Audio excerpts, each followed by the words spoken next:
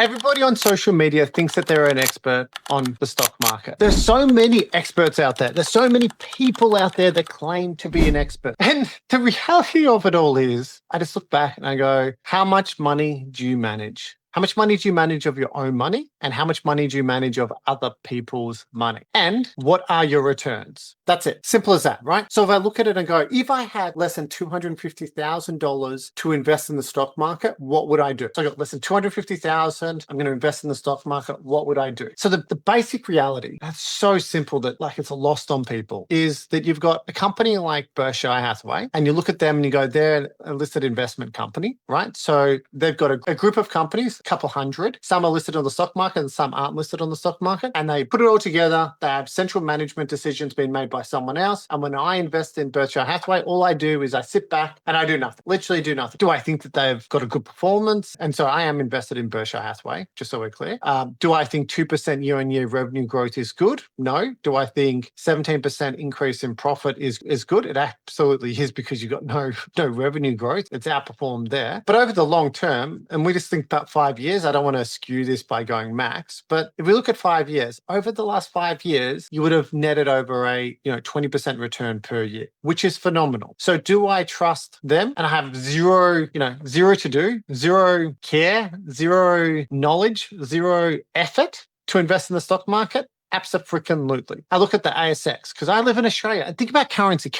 People get currency wrong all the freaking time. If you live in Australia, you need to make sure that you have investments in AUD. You can't have all your money in the US market or in Europe or in Asia. You need to think about the AUD, especially if you need an income stream, especially if you're about to retire, especially if you're getting closer and closer to that end of your investment journey. But look at the Australian market. It's done 28% over a 5-year period plus dividends. The downside about this graph is it doesn't include the dividend aspect. So there's probably a couple extra percent per year there. But if you think about it, 28% over 5 years is a 5.6%, right? Plus dividends. So you're probably sitting around that 8% mark. So you look at that and you go, do I want 8%? 8% and there's no hedge against the currency, right? Then I go back to NASDAQ and I think about the best technology companies in the world, right?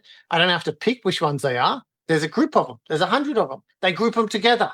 All I have to do is make one freaking decision to buy the NASDAQ and I'd be up over almost 18% per year, right? So you look at that and you go, again, it doesn't require you to be an expert to pick this. Ignore what all the people say out there, right? If you've got less than 250,000, you shouldn't be buying individual stocks. It's pretty damn simple. Right? You could just be buying the NASDAQ, or you could be buying the S&P 500 and have a bigger diversification. So S&P 500, if you think about it again, one, it's in USD, so you've got to be careful of that. And two, it's 500 companies.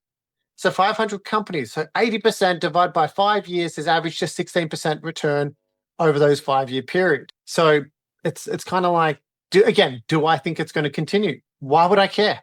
If I think about this, I make no long-term, I think easy.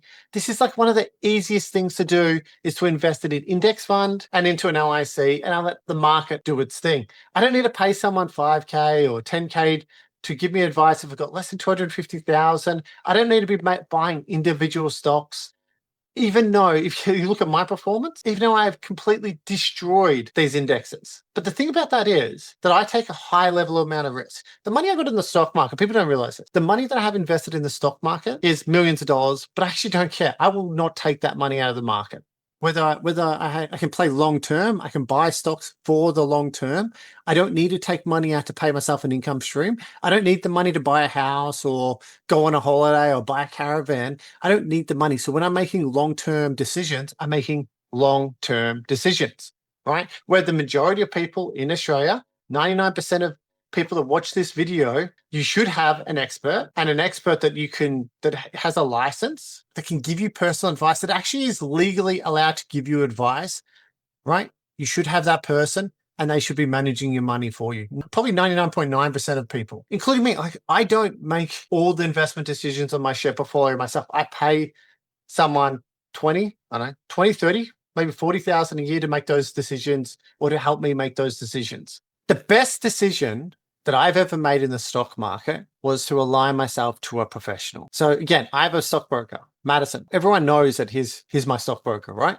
He comes to me with ideas. I go to him with ideas, and he's legally allowed to give me that advice, right? And I pay him, whatever, 10, 20, 30, 40,000 a year, whatever it is. I don't even care, because with me and him, we make a great team. We bounce ideas off each other, and having someone that you're paying, who's accountable because you're paying them money, who's accountable because they've got legal obligations, who's accountable because they have the right licenses, has been critical in my outperformance in the stock market over the years. And that's why I outperform. It's not rocket science. You pay for what you get. I'm Gary Brown. Keep investing. Take control of your financial future.